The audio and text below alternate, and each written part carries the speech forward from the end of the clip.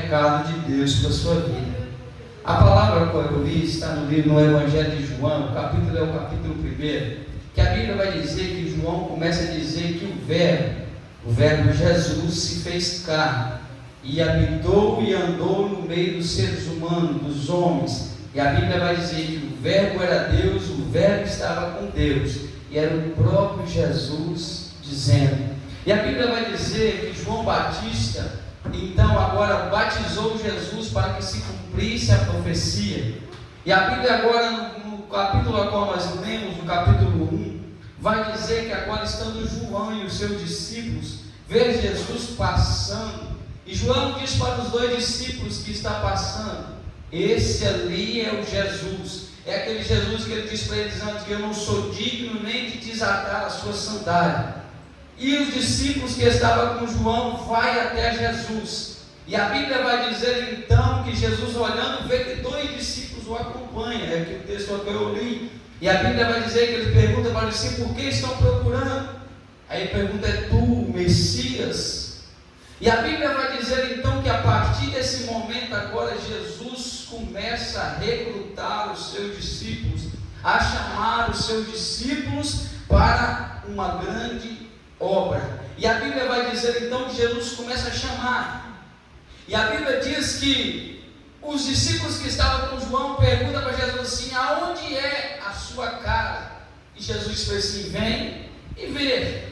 Nesse exato momento, se você parar para entender, Jesus estava chamando o discípulo para conhecer a sua casa, estava dizendo: vem e vê. E a Bíblia vai dizer que eles viram a casa e ficaram com ele aquele dia. E Jesus foi agora até a Galileia, e a Bíblia vai dizer que agora ele encontra ali um discípulo, e esse discípulo vai e diz a Simão, a Pedro, a serva, que ele tinha encontrado com Jesus, e disse o encontro. E a Bíblia diz que então servas então vai atrás de Jesus, e a Bíblia diz que Jesus diz para ele que a história dele iria ser mudada, mudou até a sua identidade, mudou o seu nome. E a Bíblia vai dizer então que Deus encontrou também Filipe, e a Bíblia vai dizer que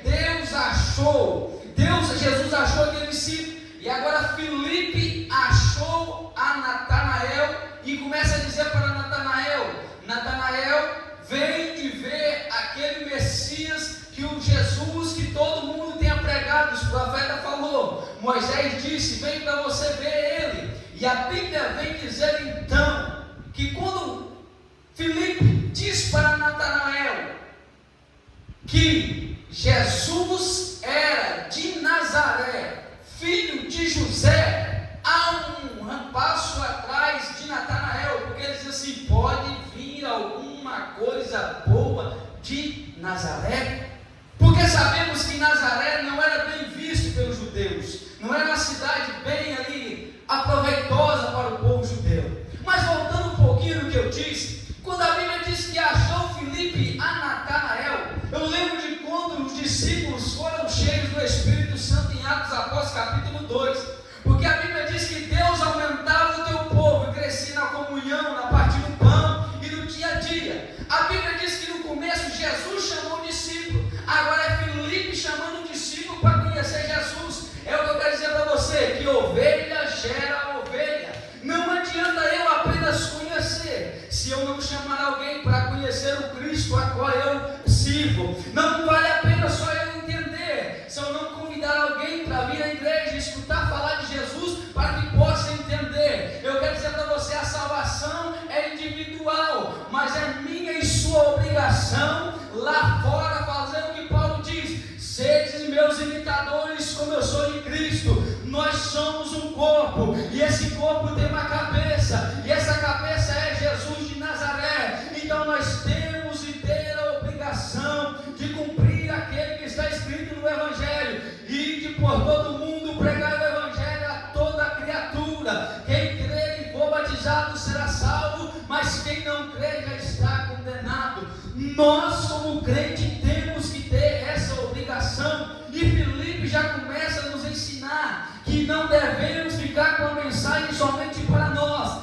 não devemos ficar com a palavra somente para nós, porque Jesus não morreu só por mim, Jesus não morreu só por você. Jesus não morreu só para a igreja de Madureira. Jesus não morreu só para o pregador. Jesus morreu por toda a humanidade. Então eu quero te incentivar nessa noite, que ao sair desse culto, ao sair dessa concentração, você vai para casa sabendo que você tem que repartir aquilo que Jesus colocou com você. E você vai dizer assim para aquela pessoa: vem e vê. E não é diferente no nosso meio, porque ele diz assim: como pode vir alguma coisa boa de Nazaré?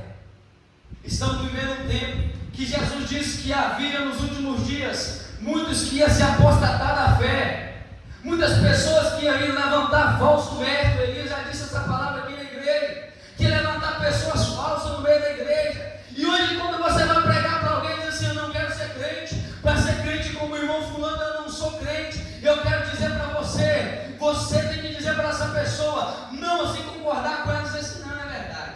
Se você ser crente igual fulano, você não vai a lugar nenhum. Você tem que dizer assim: vem para a igreja e ver o Jesus que transforma a vida do homem.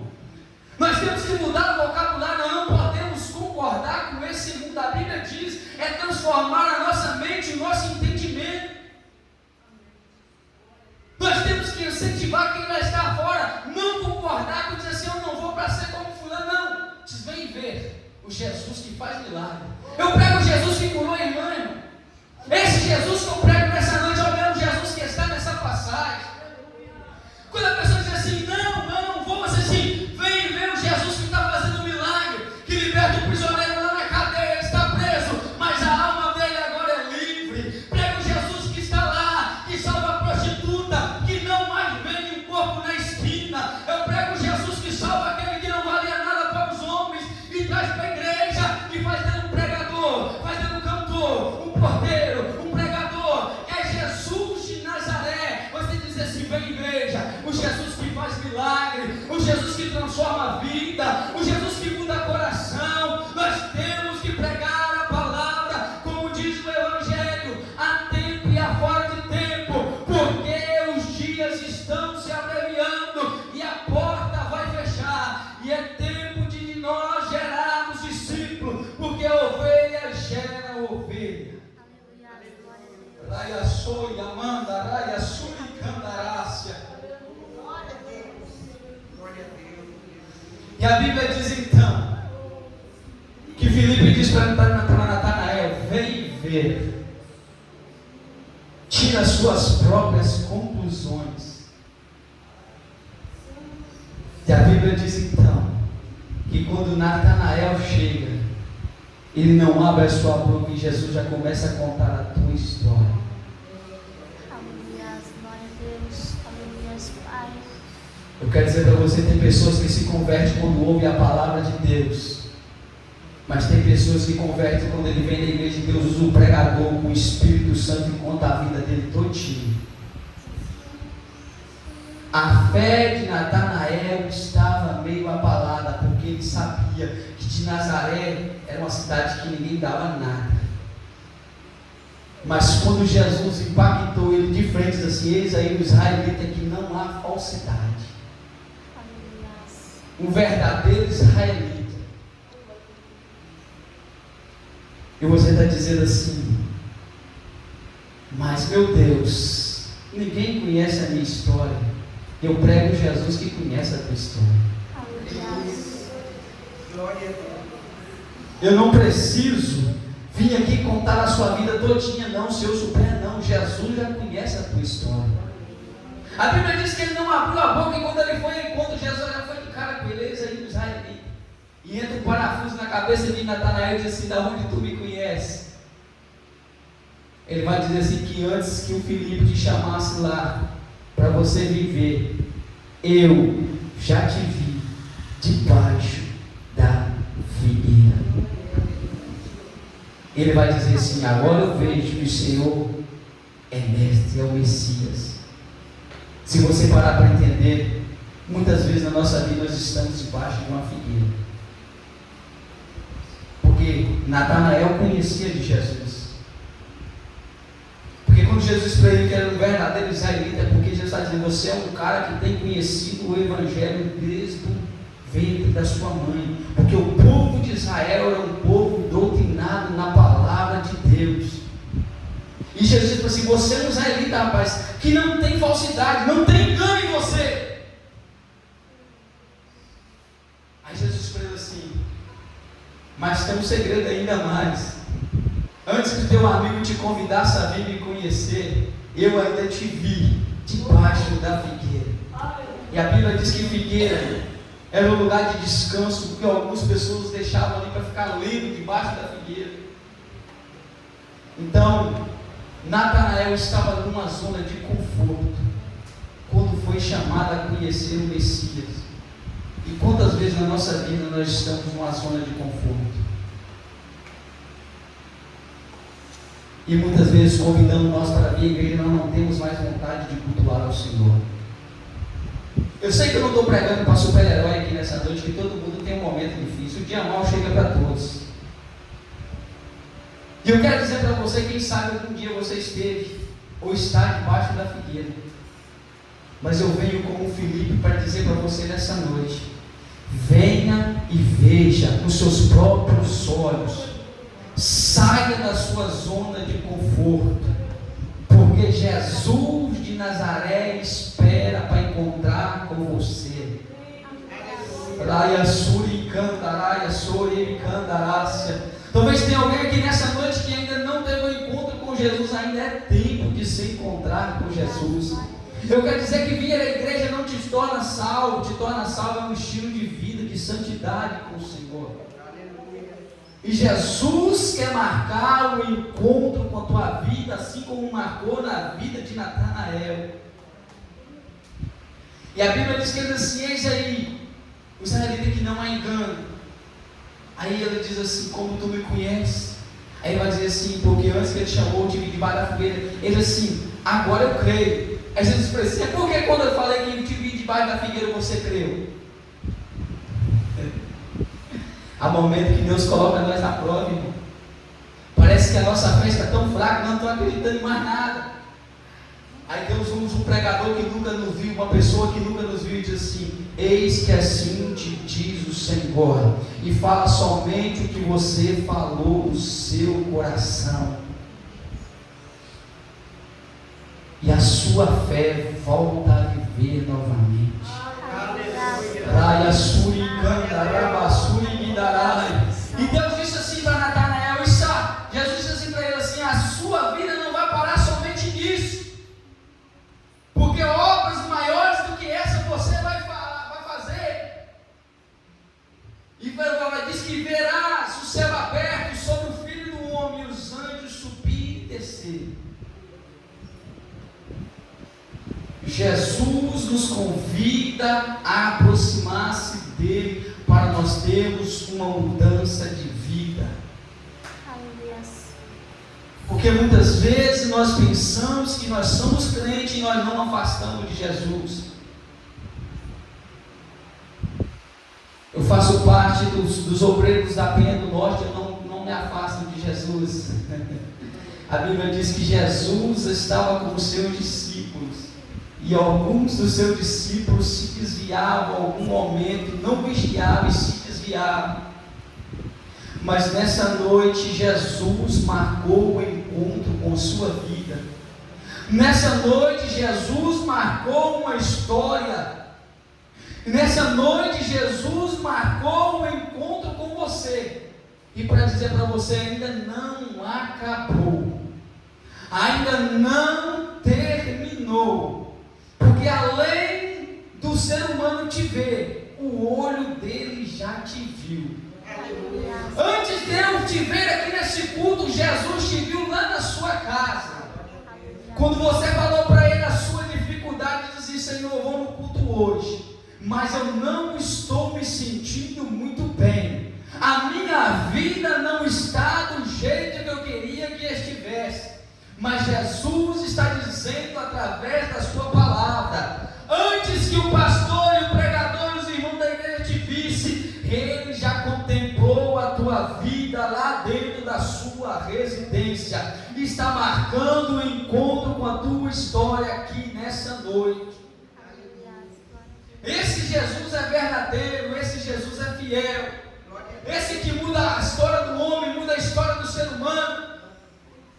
Esse é o Jesus que tem poder para curar, para libertar, para transformar. Eu não sei qual é a sua dificuldade, mas Ele manda dizer para você que Ele viu. E tem gente que vai sair daqui nessa noite com uma fé viva novamente. Traia suia, mandará, sorebecandarácia. Talvez você está pensando assim: meu Deus, está tão difícil para mim, a dificuldade está tanta. Mas Deus já te viu. Deus já te contemplou. Porque a Bíblia diz que Deus diz assim: achei o meu servo Davi. E Deus nessa noite está achando a sua vida. Como a irmã Sueli disse e leu aqui nessa noite, que os olhos do Senhor estão contemplando tudo, e o ouvido de Deus não está tampado para que Ele não possa te escutar. Está atento para ouvir a tua voz. Praia, sube, andará, e nessa noite Deus possa te abençoar. Que essa palavra venha tocar o teu coração nessa noite. Que você possa sair daqui com a sua fé renovada e você possa ganhar almas. Que essa igreja possa crescer. Que essa igreja venha estar na presença do Senhor para ganhar vidas.